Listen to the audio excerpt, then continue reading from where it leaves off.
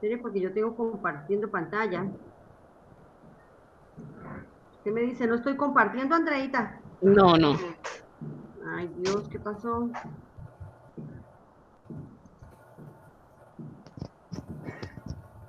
Toda la pantalla. Usted me dice. No, Malecita.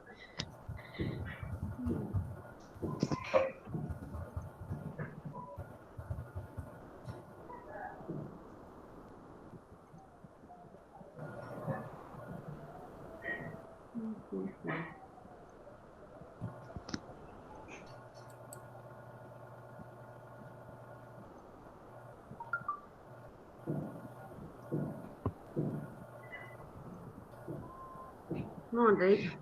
Listo, entonces Listo. no hay problema. Buenos días a todos los participantes. Esta sala es llamada Pachacutec, haciendo mención al rey sabio de la cultura inca, quien se destacó por su sensibilidad y sabiduría. En la metodología que vamos a tener en cuenta para nuestro foro, se establecieron unos acuerdos para la sala. Entonces voy a hacer lectura de los acuerdos en este momento. Primero, eh, usar el chat para preguntas o comentarios. Segundo, mantener los micrófonos apagados durante las presentaciones. Tercero, procurar no interrumpir durante las intervenciones. Eh, Cuarto, mantener los debates en ambiente respetuoso y solidario con las ideas de los demás. Y el tiempo en las intervenciones dentro de cada sala debe ser de 1 minuto. Al finalizar, daremos espacio para preguntas, comentarios y demás. En la sala Pachacutec nos complace tener al doctor Julián Macías, investigador y docente de la Universidad de Buenos Aires, Argentina, integrante del grupo El Pensadero. El doctor Julián orientará el taller desde la didáctica de filosofía para niños. Este taller tendrá como propósito dar herramientas para trabajar en el aula el desarrollo del pensamiento en los estudiantes. Le damos la palabra al doctor Julián Macías Tobar.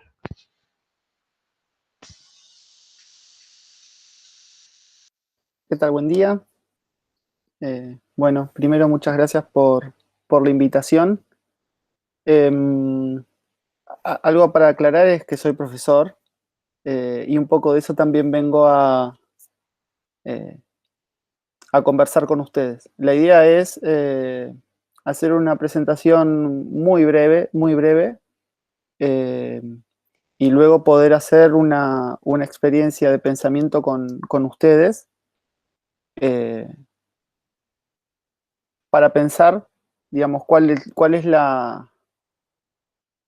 el modo en que entiendo la filosofía y para explorar posibles sentidos de entender la filosofía, ¿sí? Eh, bueno, yo voy a estar atento al chat, sobre todo en esta primera parte. La idea es que pueda ser lo más dialogado posible. Eh, Voy a compartir brevemente pantalla. Ahí estamos.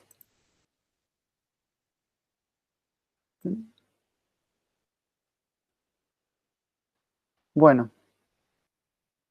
le están viendo, ¿no? Sí, señor, ya está compartiendo. Perfecto. Bueno, no sé si conocen esta historieta, que es de Mafalda, ¿sí? De Quino. Y es interesante porque, de alguna manera, la relación de Mafalda con su familia, ¿no? Con los adultos eh, que la rodean, es bien interesante para pensar la relación también entre la filosofía, la infancia, los adultos y, por qué no, la docencia, la educación, ¿sí? Digamos, qué es lo que ocurre en el aula. Muchas veces como adultos nos vemos en aprietos al recibir una pregunta, ¿no? Y esta pregunta puede venir no solamente en el ámbito escolar, sino también en la casa, en la plaza.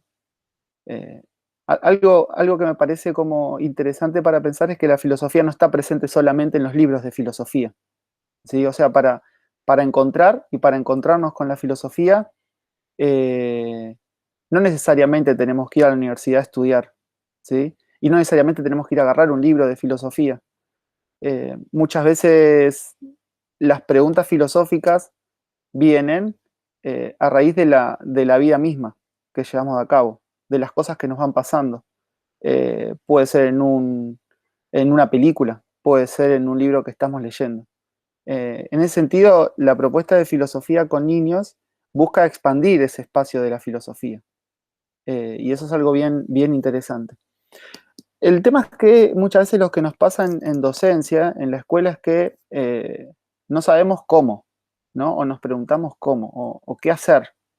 Y acá es interesante porque el padre de Mafalda, ¿no? Parece estar leyendo uno de estos libros de ayuda y dice: responder sencilla y claramente a las preguntas de los hijos acrecienta la comunicación y la confianza de estos hacia sus padres. Y después se repite: sencilla y claramente, así responderé desde hoy las preguntas de Mafalda. Y uno como que toma valor, ¿no? Y se lanza a intentar responder las preguntas, pero hay veces que nos encontramos con preguntas, ¿sí? Que son realmente difíciles. Entonces se abren, a partir del cómo se abren distintas preguntas. La idea ahora es explorar y que también ustedes puedan ir pensando o ir rememorando o imaginando situaciones en las que se han enfrentado a este tipo de preguntas, ¿no?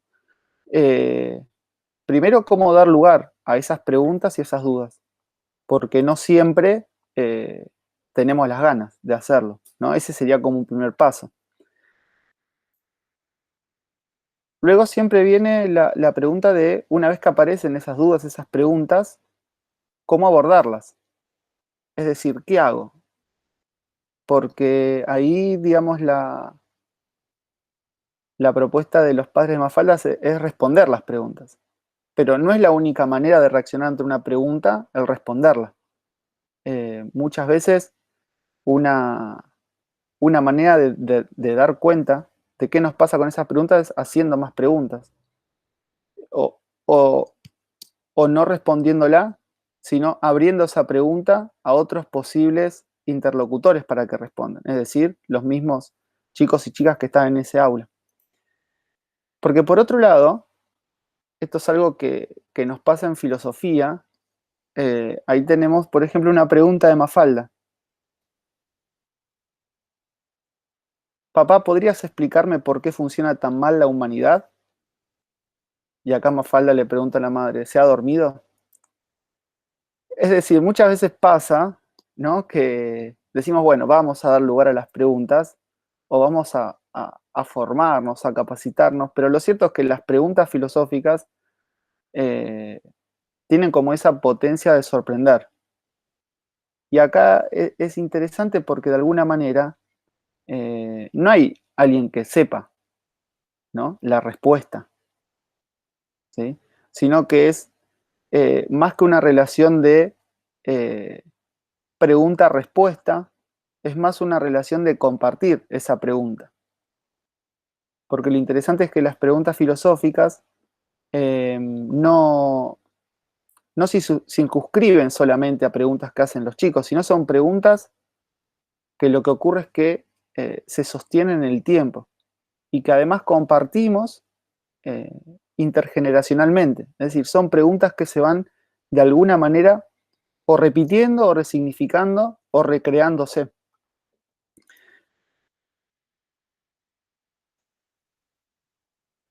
Y a veces lo que nos pasa, ¿no? Con estas preguntas es que nos generan incomodidad. Acá hay, por ejemplo, otra situación. Dice Mafalda, ¿te puedo hacer una pregunta, papá? Y el padre le responde tajantemente que no. Tus preguntas siempre traen problemas. Ya la conozco, le dice. Y Mafalda, medio asustada, dice, bueno, está bien. También hay que prepararse anímicamente, ¿no? Para dar lugar a las preguntas. Pues son preguntas que molestan, que incomodan. Son preguntas con las que no nos sentimos cómodos, porque la filosofía tiene algo de ir escarbando, metiéndose en aquellos lugares que son poco comunes, que son poco convencionales y que no estamos acostumbrados a ir por esos caminos. Con lo cual, también esa preparación para dar lugar a las preguntas tiene que ver con estar dispuestos, cada uno de nosotros, a alojar esas preguntas que van surgiendo. Desde la propuesta de filosofía con niños y niñas, ¿no? Entendemos que la filosofía, más que una disciplina, que un contenido o que un saber estanco, es una acción. Por eso, más que hablar de filosofía con niños y niñas, hablamos de filosofar con, ¿sí? O filosofar entre, ¿sí? Y sobre todo filosofar junto a. Es decir, no buscamos establecer una relación donde nosotros vamos a enseñar qué es lo que los chicos y las chicas tienen que hacer en un aula, sino que lo vamos a hacer juntos. Porque incluso con esta pregunta que acá le hace Mafalda, ¿no? ¿Qué es la filosofía?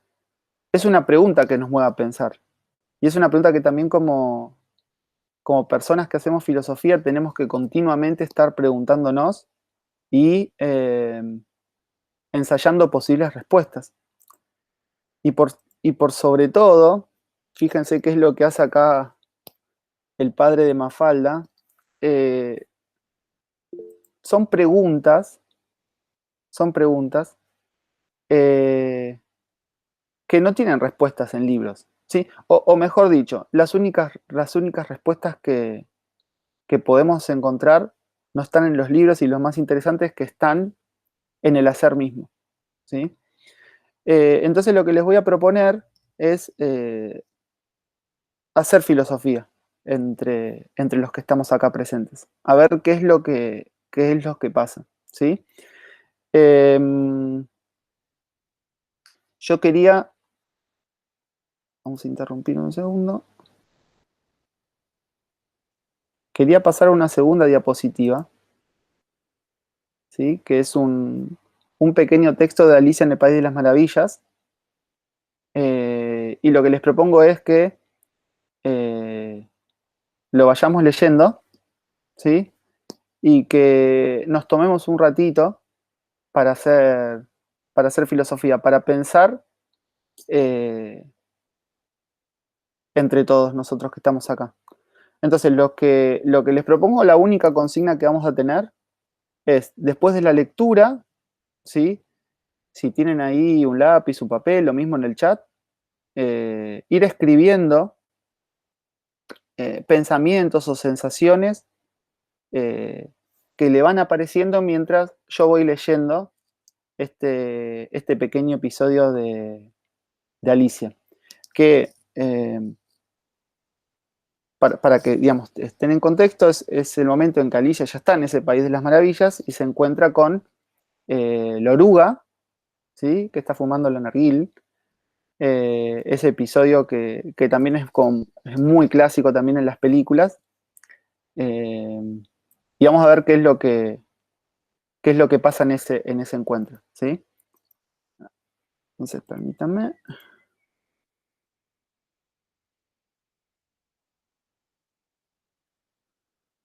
Ahí estamos viendo, ¿no?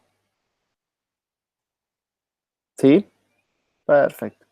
Bueno, yo les voy a perder un rato de vista si la puedo leer. Oruga.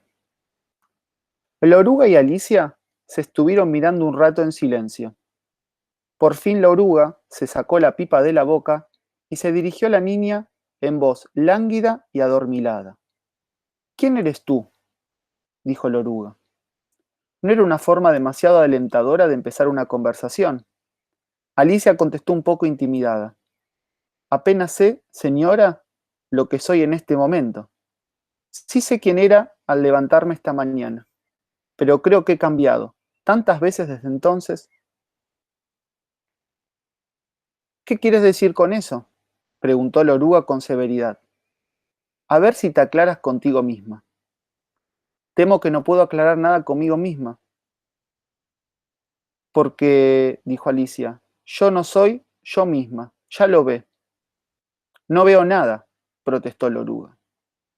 Temo que no podré explicarlo con más claridad, insistió Alicia con voz amable, porque para empezar, ni siquiera lo entiendo yo misma.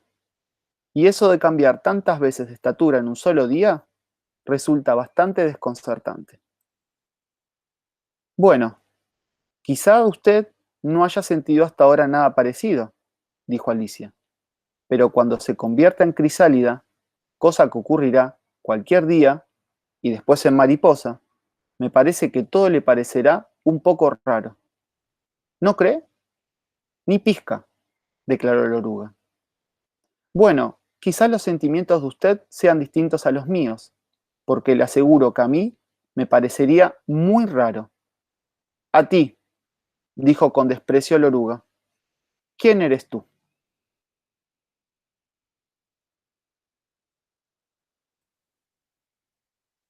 Bueno, ¿qué les parece este pequeño diálogo entre Alicia y la oruga?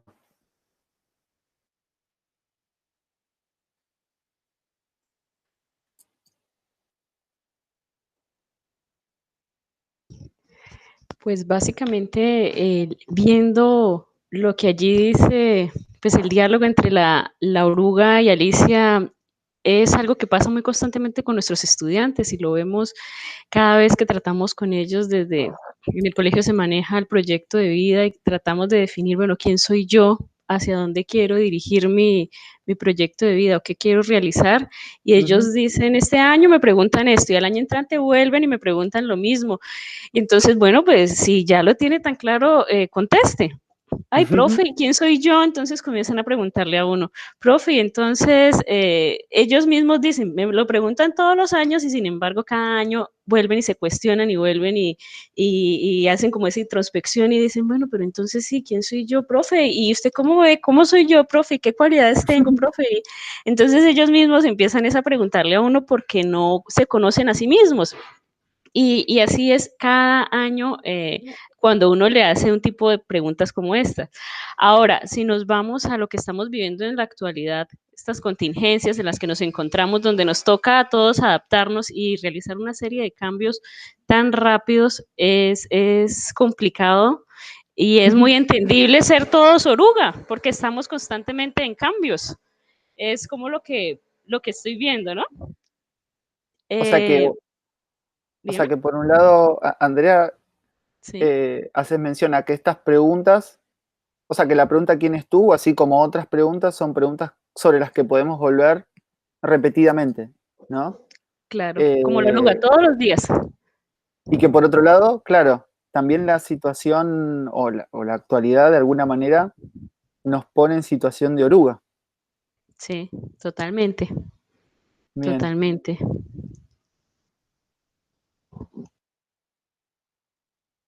¿alguien más quiere? Buenos días. Pues yo ¿Qué tal, Gladys? recordaba, bien, gracias. Hola a todos. Yo sinceramente no me acordaba de ese fragmento. Hay muchas cosas que uno olvida, pero lo que sí tengo claro es que la mujer que soy yo hoy mm, no es igual a la que fui hace un año ni hace un mes, porque todas las situaciones, todas los eventos que uno atraviesa le hacen que de una u otra forma varíe no solo en la forma de actuar, en el crecimiento de sus afectos, en cuestionarse algunos comportamientos que uno tuvo en alguna ocasión y que al momento creen que no fueron los correctos, a aprender de esas situaciones que uno nunca esperaba que fuera a afrontar. Entonces creo que estamos en un constante crecimiento y en una constante evolución, por decirlo así, o en un constante cambio, transformación. Yo lo llamaría transformación porque ya no voy a volver a ser la misma de antes. Porque he reaccionado de maneras que jamás creí que iba a reaccionar, porque he afrontado situaciones de una u otra manera y he salido triunfante. Entonces hay momentos cuando uno medita e intenta dejar la mente en blanco, que en ocasiones se le es rápido y en otras ocasiones cuando meditas duras casi 20 minutos y nada, que paran tus pensamientos allá dando vueltas. Te das cuenta que son muchas las cosas que has atravesado y que decía, caramba, no me imaginaba eso de ti, algo así. A vos misma. Entonces, sí, claro, no me imaginaba eso, uy, ¿cómo lo hizo? Entonces, pues nada, la creatividad de nuestra mente y yo creo que el impulso y la pasión por salir de muchas situaciones y el constante cuestionamiento, porque eso nos lleva a cuestionarnos, criticarnos no del modo de usted latigarse, ¿cierto? Sino criticarse del modo constructivo, del modo transformación, del modo, hombre, pudo haber sido mejor tu reacción. Hombre, vaya y hable con la persona, creo que la embarró. Entonces, cuestionarse y criticarse te lleva a transformar y a que constantemente debe ser diferente a la persona que hace 5 años, o la persona de un día, o a esos que tus amigos te encuentran 10 años después, dices, sigues igualita. Y uno dice, No tanto. no tanto. Entonces es eso. Y me encanta, por ejemplo, de la filosofía, que la aprendí a querer, las ciencias sociales en general, la aprendí a querer gracias a Diana Uribe, que en mi colegio, en mi época de colegio, no era de mis afectos, pero siempre he sido como muy cuestionadora, entonces muy de cuestionarme. Y luego llegué al colegio y Jorge Ramírez me hizo que me enamorara de la filosofía. Y en esas situaciones, pues usted como que tiene una cantidad de eventos simultáneos, como estudias una maestría y entonces Jorge Ramírez aparece en tu vida, el colegio aparece en tu vida, entonces te enamoras de la filosofía y además estás leyendo una cantidad de autores. Y eso hizo que me encantara, por ejemplo, el foro No Querérmelo Perder. Qué bueno, qué bueno.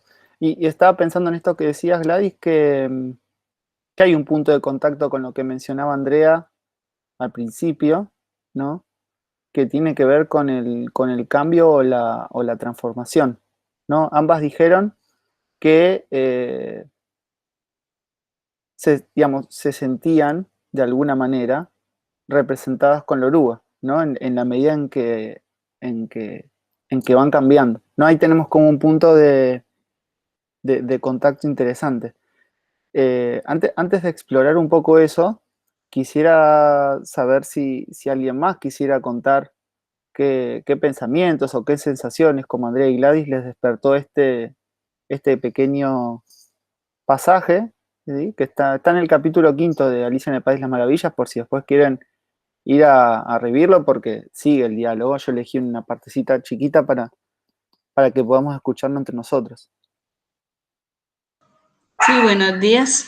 Yo también quería comentar algo al respecto, y es Dale. que cuando se inicia la lectura dice, y cuando le pregunta quién eres tú, ella dice, esta mañana cuando desperté sabía quién era, pero ahorita en este momento no sé. Entonces podemos darnos cuenta de que como que nosotros somos resultado también de las circunstancias que se presenten y de lo que tengamos que vivir, ¿sí? Entonces, como decía Amanda, decía que uno cambia y que no somos los mismos, o sea, los mismos no somos los mismos incluso de hace un minuto, porque ahorita estamos obteniendo otra visión y estamos obteniendo otro conocimiento y así vamos en cada momento de nuestra existencia, cambiando nuestra forma, aumentando nuestros conocimientos, cambiando las formas de ver las cosas. Entonces somos como el producto de esa circunstancia. Con todo lo que ha acontecido en estos últimos tiempos, de seguro ninguno de nosotros es el mismo que era, porque ha tenido que enfrentarse a situaciones donde, por ejemplo, yo he tenido mucha dificultad con el manejo de los aparatos electrónicos, pero me he admirado a mí misma de lo que he podido lograr aprender por la práctica y porque la circunstancia me lo exige. Entonces somos como eso, como el producto de una circunstancia en determinado momento. Lo que no debemos permitir es que esa circunstancia nos cambie nuestra esencia. Wow. Bueno, porque ahí Nancy, muchas gracias Nancy por tu palabra y ahora vamos con vos, Juan, que recién ibas a hablar. Nancy introdujo una palabra, ¿no? Que es esencia, que es una palabra que en filosofía es como una de las históricas, ¿no? Es una palabra que ya viene desde los filósofos griegos, y que me gustaría después que podamos regresar, ¿no? Porque hasta ahora de lo que fueron diciendo, tenemos como dos palabras, ¿no? Que están con fuerte sentido filosófico, que es el de transformación o cambio, ¿no? Después tenemos que ver igual si cambio y transformación es lo mismo, y lo que mencionó recién Nancy, de esencia. Juan, ¿te animás si estás ahí? Que justo recién ibas a... Si no yo. Dale. Bueno, en las redes sociales circula una imagen que dice, si volviera al pasado no cometería tantos errores.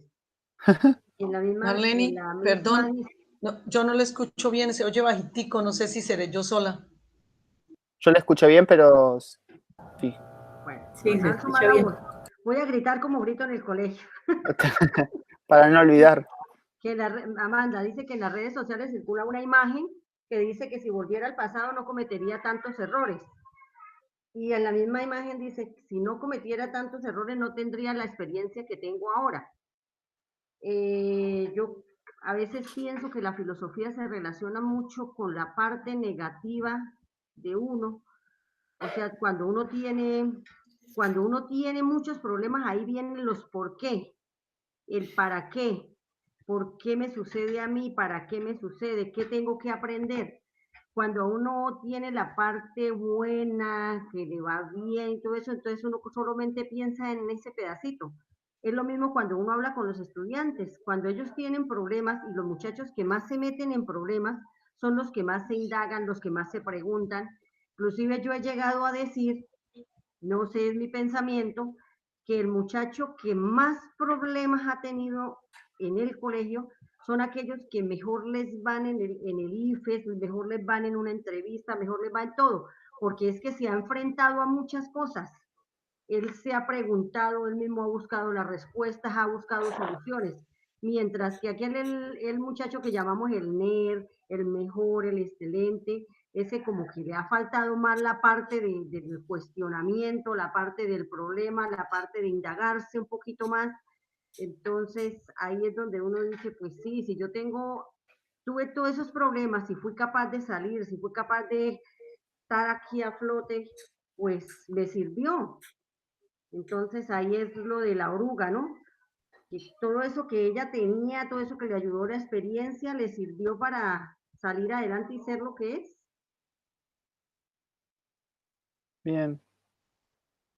Algo que dijo al principio Marlene es que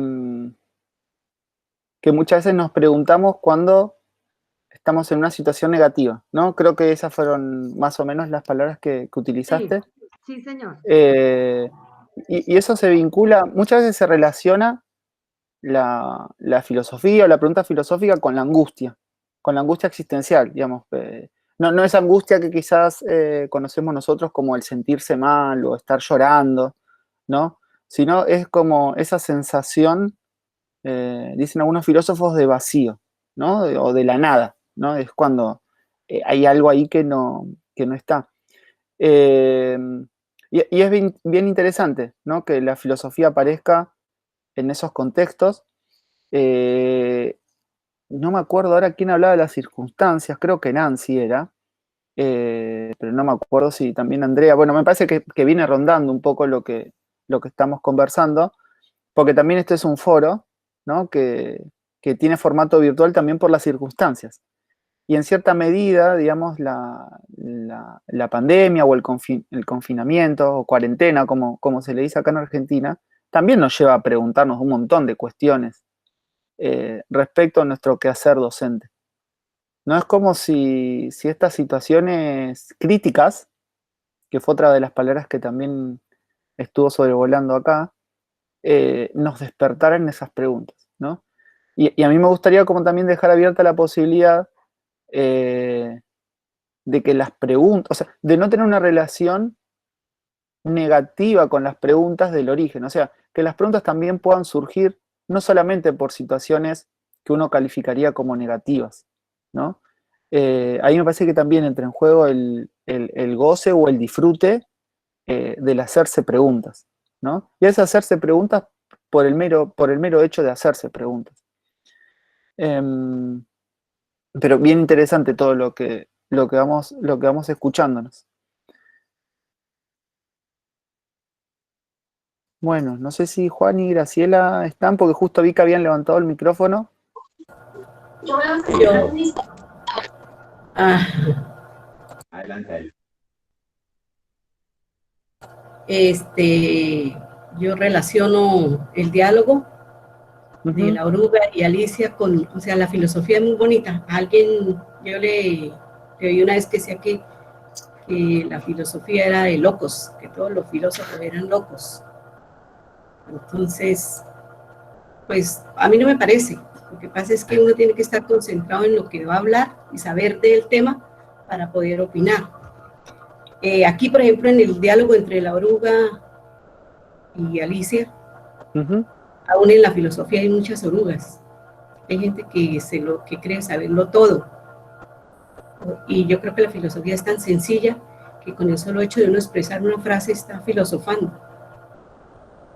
En el ámbito de que nosotros trabajamos, nos encontramos también con muchas orugas. Y esas orugas, pues, son las que siempre quieren sobresalir, pero a la hora de la verdad, pues, no están haciendo absolutamente nada por el entorno, ni por la persona que convive con ellos, ni nada. Pero en sí, pues, la filosofía es muy bonita, a mí me gusta mucho. Y como decía Amanda, Jorge ha hecho que queramos mucho la filosofía, porque yo recuerdo que cuando yo estudiaba, yo tenía una monjita que nos dictaba filosofía, pero esa monjita tenía una regla siempre en la mano, y pues dígame, ¿cómo iba a aprender uno filosofía si la reglita nos paralizaba? Entonces nunca aprendimos a filosofar. Qué interesante esto que dice Graciela, porque es cierto, ¿no? Digamos, el personaje oruga, ¿no? Es un personaje como que transmite soberbia, ¿no? Digamos, como mucha seguridad, una excesiva seguridad para las preguntas que se están abordando. Y es cierto que no solamente en la filosofía, creo yo, ¿no? En la educación también y en muchos ámbitos, también ese semblante de seguridad absoluta inhibe la posibilidad de la pregunta. No solamente la posibilidad de nuestras preguntas, sino como bien mencionaba Graciela, la imposibilidad de que el otro pregunte. Porque Graciela decía, bueno, ¿cómo voy a hacer filosofía si estoy viendo que mi maestra tiene una regla en la mano con la que me puede castigar si yo digo algo, ¿no? Que ella no quiere escuchar? Y esa regla, lo interesante para pensar es que esa regla muchas está en el aula sin materializarse ¿no? En el elemento regla. Muchas veces esa censura se produce por no escuchar las preguntas, por descalificar esas preguntas que surgen, dar lugar solamente a un tipo de preguntas, responder todas las preguntas rápidamente como si no tuvieran valor. Es decir, hay muchas maneras de hacer aparecer esa regla que decía Graciela en un aula, ¿sí? Entonces, algo que me parece que podemos pensar a raíz de lo que comenta ella, es que también la filosofía, para poder dar lugar a la filosofía, nos exige que nosotros también nos pongamos en actitud filosófica. Y quizás voy a caer en un lugar común, que es el de la etimología de la palabra filosofía, que tiene en su composición dos términos. Por un lado, filo, ¿sí? Que proviene del término filía, que es amigo, ¿no? Está vinculada con la amistad, con una relación de amistad, y Sofía, ¿sí? Que es la palabra utilizada para sabiduría, ¿no? Y el filósofo es, de alguna manera, el que está buscando esa sabiduría o ser sabio, pero que no lo es. Es decir, por definición, ¿no? El filósofo o la filósofa es aquella persona que no es sabio o sabia, es decir, que no posee conocimiento. Entonces ya desde el punto de partida es necesario colocarse en un lugar de cierta ignorancia, ¿no? Si, digo, esta ignorancia implica al menos habilitar la pregunta sobre ciertas preguntas, ¿no? Y sobre todo, habilitar la posibilidad de que esos chicos, esas chicas que tenemos en nuestra aula también tienen cosas para decir que yo no sé y que yo puedo, ¿no? Aprender y pensar juntos. Por eso, no solamente tenemos que hablar de filosofía con niños y niñas, sino también filosofar entre ellos, ¿no? En el sentido de alguna manera, retornar a esas preguntas infantiles que nos hacíamos en cierto momento, y también hacer filosofía junto a ellos, ¿sí? Con ellos. Así que bueno, es bien interesante este punto que señala Graciela en relación a lo que nos transmite la oruga, ¿no? Que es qué imagen nos da, ¿no? Decir que Alicia tiene como su personalidad, igual va a seguir preguntándose, no va a dar el brazo a torcer, pero es cierto que no es una actitud que invita al pensamiento. Bueno, Juan, ¿estás? Sí, aquí estoy escuchando claramente. Muchas gracias. Bueno, cordial saludo para todos desde Medellín.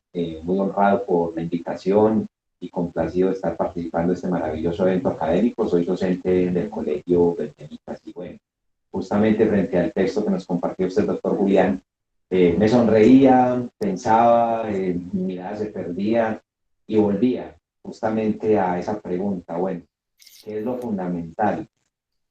Creo que hay un reto inmenso desde siempre la actualidad que tiene Alicia, a pesar de ser un clásico, la literatura no pierde una conexión histórica y siempre tiene una actualidad en cada momento de las circunstancias y del mundo que estamos viviendo, frente a todo eso que plantea, especialmente en el ámbito educativo y más desde el reto de lo filosófico. El fragmento me llevaba a la conclusión. La filosofía, más que respuestas dogmáticas acabadas, es siempre la puerta a cuestionamientos, interrogantes permanentes. Está redescubriendo la propia vida, la propia realidad, la propia existencia personal. Y cómo es de serio el asunto que se convierte eso para nosotros como educadores en una responsabilidad moral y social de encaminar a los niños y a los jóvenes a ese descubrimiento de esos cuestionamientos que ellos necesitan para posicionarse del mundo y de su realidad. Esa es la pregunta por excelencia, el quién eres. Pero que ahora en medio de todo el ruido que tenemos tecnológico, de todas estas opciones, en una época de posverdad, cómo situar una respuesta al quién soy en una época donde abundan las falsas noticias, la desinformación, más que conocimiento tenemos datos y datos y datos, entonces, bueno, cómo encontrar nosotros respuestas frente a todo eso. Entonces, me llevó con una gran cantidad de asuntos y reflexiones de, bueno, ¿cómo hacerlo en estos tiempos, en medio de todo este panorama que estamos viviendo?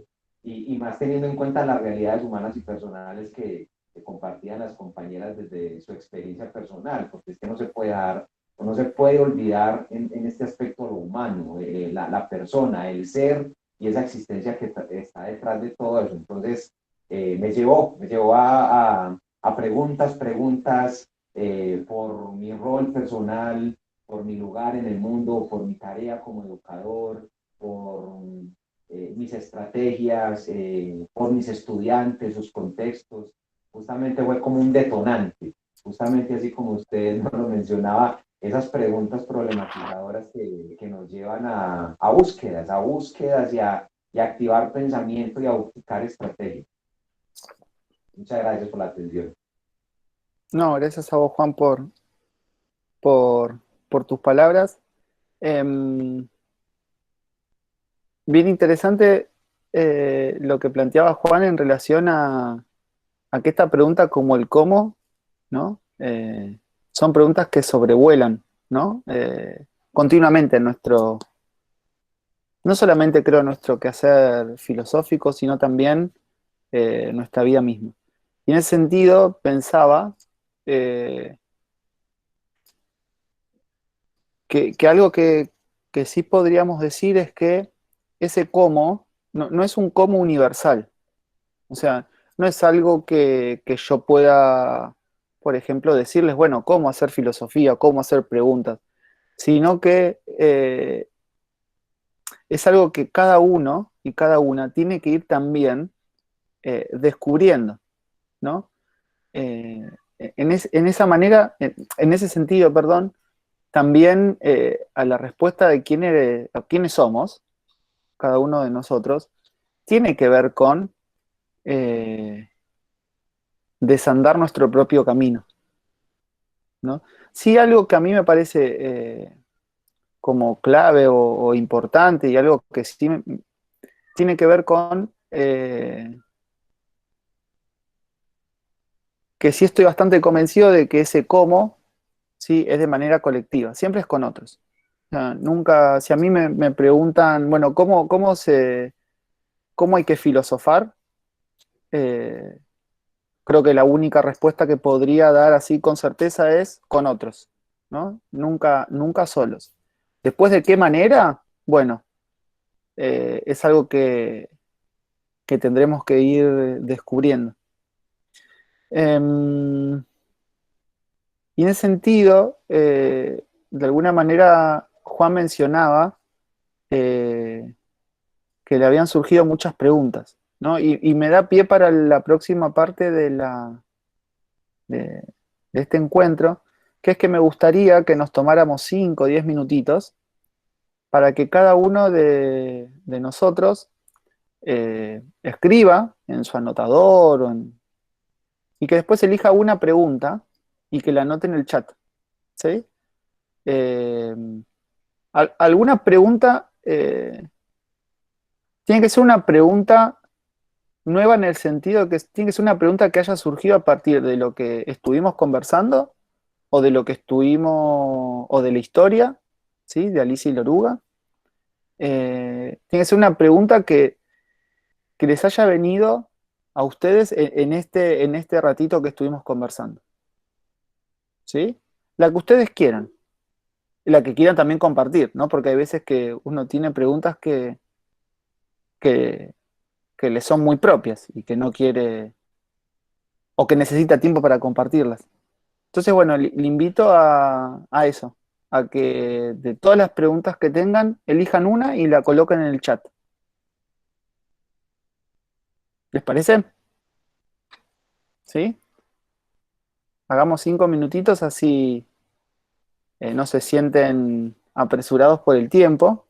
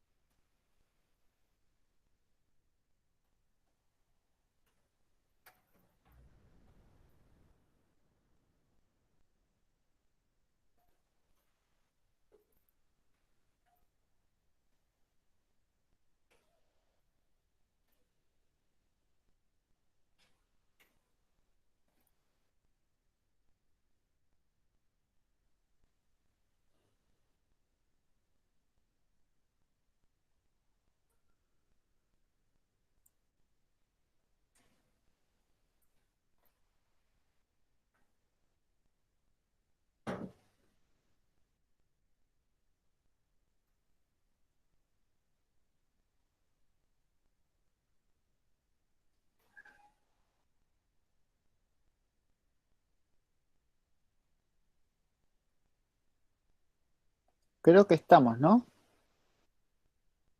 Alguien, para que estoy viendo así, Mari puso, Andrea puso, Graciela puso, Gladys Juan había, David también. Gladys también, Juan, Doña Dilia, falta solo doña Dilia. y Nancy puede ser, no le veo. Ah, sí, doña Nancy, sí, señor.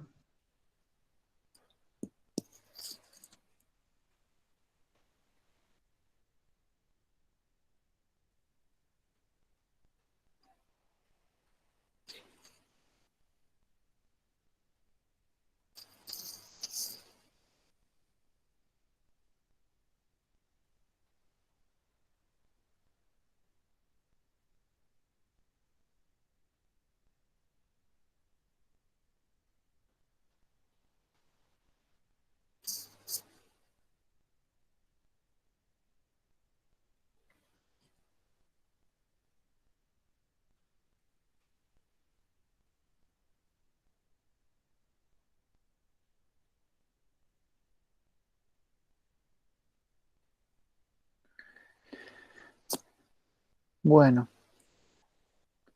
si les parece, retomamos la conversación, pues nos quedan 15 minutitos, ¿no? Así podemos... Bueno, les propongo que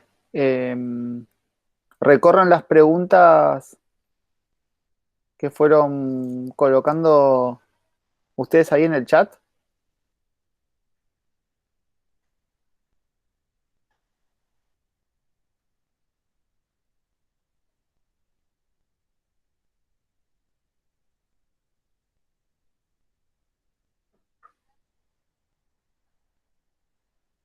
Bueno, ¿hay alguna de esas preguntas que los interpeló especialmente? Que no sea la suya, ¿no? ¿Alguna pregunta que les haya llamado la atención y que puedan contarnos por qué, ¿no? Digamos, o qué de esa pregunta les ha llamado la atención? Bueno, yo quisiera retomar el interrogante que hacía la compañera maestra Gladys de cómo orientar a los chicos a encontrar su razón de vida. Porque personalmente, como educador y amante de la filosofía, siempre ha sido la reflexión permanente en la labor. O sea, cómo lograr uno encaminar estas nuevas generaciones con todo lo que les ha tocado vivir, especialmente este año 2020, un año de pandemia, de confrontaciones de orden político, desórdenes sociales, los panoramas a nivel social y político que se están viviendo en América Latina, el mundo, cómo lograr enfocarlos verdaderamente a encontrar esa razón de vida y ese propósito. Cuando tenemos unos sistemas educativos, siempre he sido duro contra el sistema educativo colombiano porque impulsa a que desarrollemos dinámicas de formación de jóvenes y generaciones para el mercado. Llevamos muchos años como sociedad en conflicto, estamos en una época de posconflicto y eso, en vez de generar unidad nacional, genera más intolerancia, más resistencia, más violencia, las situaciones que viven los jóvenes en sus escenarios familiares, en sus contextos sociales. Entonces yo me hago esa pregunta, bueno, desde la educación nosotros, ¿qué les estamos aportando a ellos para construir sentido de vida? ¿Será que todo lo que les brinda la institución desde el currículo, desde las diferentes estrategias de aprendizaje, verdaderamente representa para ellos una oportunidad de trascender y de progresar en la vida y formarse como personas, desarrollar unas competencias como ciudadanos o lo que nos viene pidiendo la UNCTAD desde hace tanto tiempo, competencias del siglo XXI, que aprendan a trabajar creativamente, colaborativamente, que desarrollen sistemas de comunicación y que aporten a la construcción de la sociedad? Esa siempre es la que a mí en lo personal como docente me moviliza y me lleva a mi labor a hacerme la pregunta, bueno, de lo que yo tengo dentro de mis planeaciones, el sistema, el ministerio me pide que yo tengo que brindar dentro de lo que se piensa institucionalmente, qué de eso verdaderamente está aportando a que estos jóvenes, estas nuevas generaciones, construyan verdaderamente su sentido de vida, porque lo necesitan. Vamos a salir, estamos entre comillas en una nueva normalidad, pero el coronavirus sigue al acecho, siguen los contagios, siguen los rebrotes, experiencia, los medios de información nos causan angustia e incertidumbre. Hubo que volver a hacer confinamiento en otros países porque está fuera de control. ¿Cómo van a enfrentar estos muchachos y estas generaciones este mundo después de esta pandemia? Eso es un reto grande. ¿Y cuál va a ser el rol y el papel que ellos van a asumir socialmente frente a eso? Esa fue la que a mí no me inquieta. Gracias por la atención. No, por favor. Bueno, ¿y cómo se les... ¿cómo responderían a esta pregunta? Es la pregunta de Gladys que eligió Juan.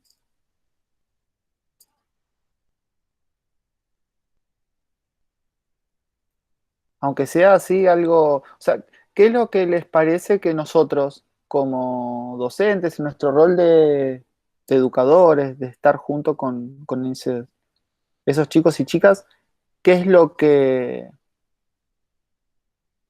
Hay como muchas palabras ahí interesantes, ¿no? Por un lado la palabra del cómo, que vuelve a aparecer, la cuestión de orientar, que a mí me remite a otras palabras, eh, y razón de vida, ¿no? Son como tres cuestiones bien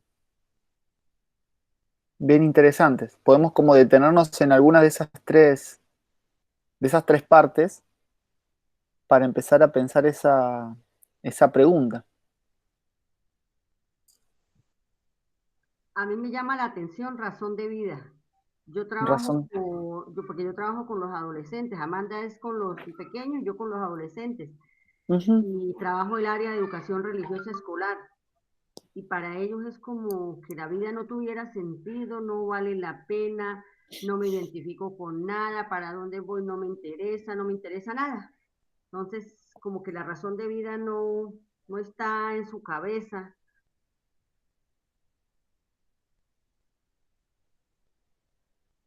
Sí, Es que mire, la situación es bien compleja. uh-huh. Marlene está con los adolescentes que muchas veces salen de mi sede, ¿cierto? Porque mi sede es la que antecede a la de ellas. Ajá. Entonces, uno toma un rol puede ser un rol errado, puede ser, pero es como un mecanismo que uno utiliza para hacer algo, ¿cierto? Entonces uno muchas veces toma un rol de protección, pero no sobreprotección, sino de dar al chico lo que el gobierno, el Estado, la sociedad, la familia no le brinda. No estamos hablando desde el punto de vista económico, estamos hablando de protección en afectos, protección en atención, protección muchas veces en cosas mínimas como un lápiz, ¿sí? Entonces, cuando tú estás con ellos desde preescolar, porque yo he llevado niños, ahorita ya voy a sacar mi promoción, que es la que empezó cuando yo llegué, y ya he tenido una, porque yo anteriormente estuve en el colegio y luego volví así. Bueno, cuando tú lo llevas por esa primaria y ves la transformación que han tenido, es tan maravilloso. Usted dice, caramba, es algo tan tonto que uno hizo, tan chiquitico para uno, pero ha notado un cambio tan valioso en los niños, y entonces uno como que intenta encaminarlos ¿en qué?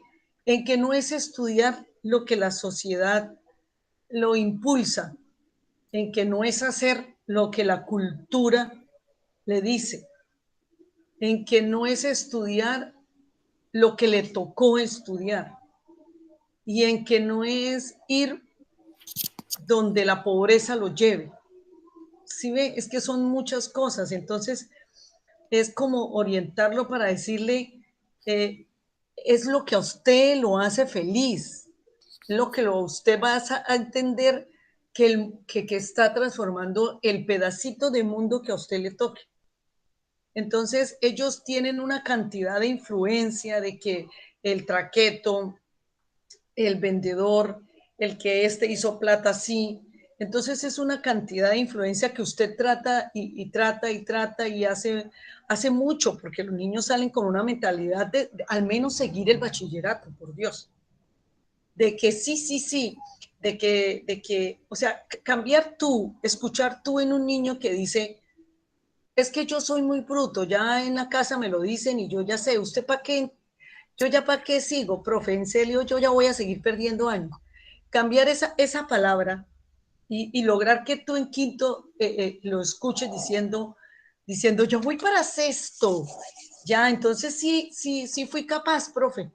Esa vaina es algo que paga todo lo que posiblemente todos sus disgustos, todos sus abandonos, todo lo que usted pudo haber visto durante todo eso. Entonces ya cambiar ese chip es maravilloso. Pero llegan a donde Marlene y obviamente empiezan las confrontaciones de la adolescencia, ¿cierto? Y allá me gusta porque allá tienen una actitud crítica, una actitud pensante frente a, pero creo que muchas veces les supera la situación de afuera, creo que muchas veces les supera la familia, creo que muchas veces supera la situación económica. Entonces uno dice, ¿y cómo hacer para que cuando salgan de mi escuela sigan con esa mentalidad de que sí pude, de que, o sea, cómo hacer un lazo infinito que los lleve a terminar su bachillerato y a repensar todos los días qué puedo hacer, qué puedo hacer diferente? Es bien difícil, no es imposible. Se han logrado cambios infinitos que para mí eh, son como muy tranquilizantes porque yo digo, bueno, ahí va uno menos para la calle. Pero igual uno no sabe cómo va a terminar en el bachillerato. Entonces, mire que es bien como, es una pregunta que me da vueltas y que en las escuelas pedagógicas con los docentes nos damos, pero duro. Entonces, no sé. Bueno, quizás sea la mejor conclusión, ¿no? Iba a decir algo, pero ahí Graciela veo que habilitó su No, pero micrófono. continúe, yo ahorita No, hablo. por favor. A ver, es que la pregunta que yo hice de por qué la mentira supera la verdad, si son malos buenos, yo me refiero a los conflictos que hay en el aula, ¿no? Hoy de esos conflictos con los muchachos. Y no es que yo los clasifique entre buenos y malos, porque eso no es correcto, sino que uno va conociendo a los niños desde que entran a sexto grado, y por ejemplo el noveno ya era para que existiera siempre la verdad, porque se entiende que hay un docente que les está ayudando a formar, pero resulta que no llegan a noveno, a 10, ya 11, y todavía se ven estos casos, y uno ya sabe que hay niños con valores, y se presenta un conflicto, y resulta que esos niños con valores terminan tapando la verdad y haciendo que surja lo malo de los que estuvieron en el conflicto. Entonces yo nunca he entendido ese pedazo porque si nosotros formamos parte de eso, de esa persona en la formación, porque no logramos que en esos grados ya en un conflicto el muchacho diga la verdad, pasó esto, profesor, o eso, pero no, ellos dicen mentiras y los buenos tapan esa mentira, o sea, no enfrentan las cosas. Bien. Bueno, se abren como más preguntas, ¿no? Esa es filosofía, esa es la filosofía. Exactamente, es como un buen, esto que hemos hecho es como un buen ejemplo, ¿no? O de qué es la filosofía o qué es filosofar, ¿no? Que cómo vamos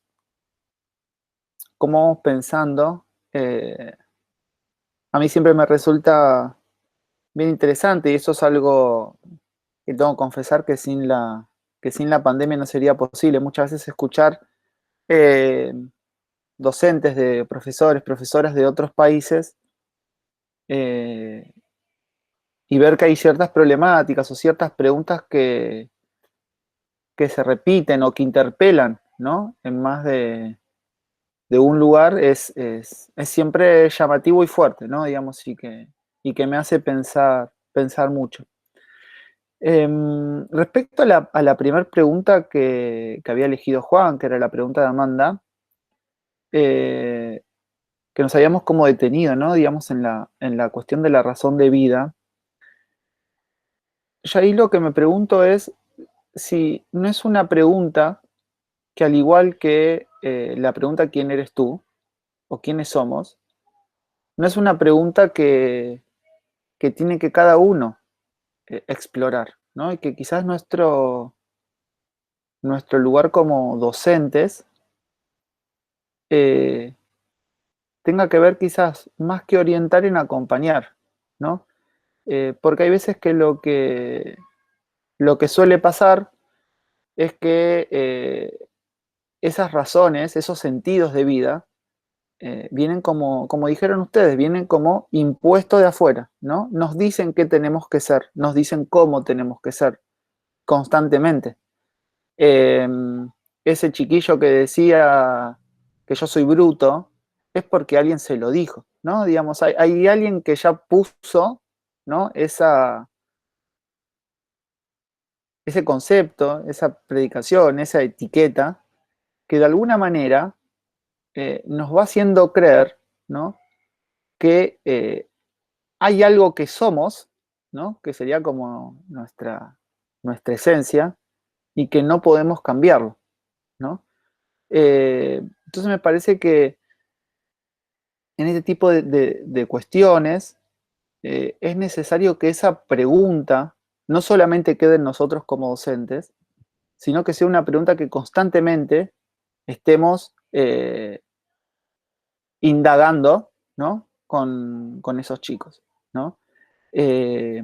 Porque quizás cada uno tenga que encontrar, así como su respuesta, quién es, ¿no? También tenga que encontrar la respuesta a cuál es su razón de vida, ¿no? Y yo estoy seguro que de los que estamos acá presentes, tenemos como muchos conceptos distintos de qué es lo que nos motiva para, no solamente para vivir, sino también para hacer lo que hacemos. Entonces quizás ahí nuestro rol sea el de acompañar. A mí me gusta mucho, digamos, esa metáfora del acompañamiento y también de la invitación. Hay una imagen muy bella de Hannah Arendt, que es una filósofa del siglo pasado, que habla del mundo compartido como una mesa, ¿no? Una mesa de estas de comer, en el sentido de que la mesa, por un lado, nos une, nos permite estar juntos, pero por otro lado nos mantiene separados, ¿no? Entonces tiendo a ver la educación como en ese ejercicio, en el ejercicio de estar juntos pero a la vez separados. Es decir, pensamos juntos estas preguntas, buscamos juntos nuestros sentidos de vida, nuestras razones de ser, pero a la vez no te impongo o no te aplasto, ¿no? Con mis razones de ser. Pero sí te las comparto, porque eso es también lo que hacemos en educación, ¿no? Es poner a disposición aquellas cosas que nos gustan, aquellas cosas que pensamos y demás. Después, Graciela, en relación a la cuestión de la... Perdón. A la cuestión de la... Perdón, pero... A la cuestión de la verdad y de la mentira, no termino de entender si la pregunta apunta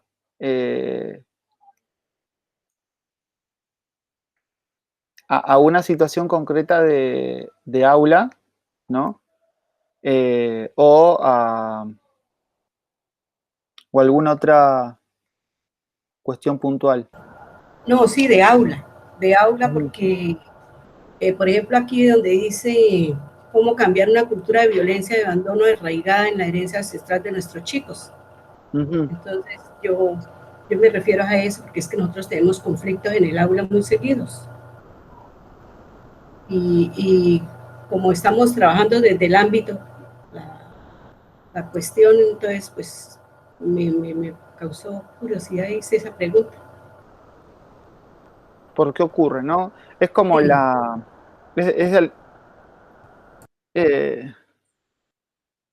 es también como la pregunta eterna, digamos, de la relación entre el bien y el mal, ¿no?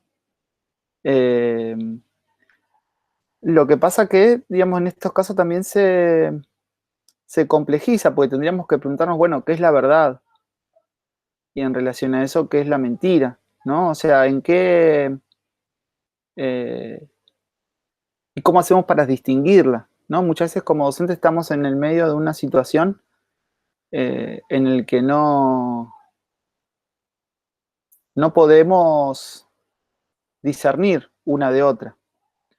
Y es bien interesante esto que mencionabas, Graciela, de que es a veces, qué es lo que a veces ocurre en esas dinámicas grupales, que creo yo que que no incluyen solamente a los niños, sino que eso se extiende también a los adultos, en relación a que quizás la verdad o el pensamiento racional no es el único factor que influye para nuestras acciones, ¿no? Porque ahí de alguna manera se abre otra pregunta que me gustaría como dejarla planteada, porque no nos va a dar tiempo para abarcarla totalmente, pero que tiene que ver con por qué actuamos como actuamos, ¿no? Sería la cuestión. Y ahí yo creo que en esa pregunta entran a jugar un montón de factores. Y quizás uno de esos factores también se vincula con esta pregunta que planteaba la oruga, ¿quién eres tú? Y muchas veces ocurre que buscamos el reconocimiento en el otro para poder responder esa pregunta que es nuestra. Entonces fíjense cómo volvemos de alguna manera al inicio, en la medida en que para pensar la pregunta ¿quién eres tú? O cualquier otra pregunta filosófica, necesitamos de otros, pero a la vez necesitamos espacio para poder dar una respuesta nuestra y propia. Entonces, en cierta medida la filosofía está como en esa tensión entre un ejercicio colectivo, pero a la vez un ejercicio individual. Y que es bien interesante para irnos pensando en eso. Bueno. Muchas gracias, No, por favor. doctor Julián Macías, excelente, súper interesante, nos deja muchas preguntas, pocas respuestas, pero en eso está la actividad. Exacto. Le agradecemos todo de corazón.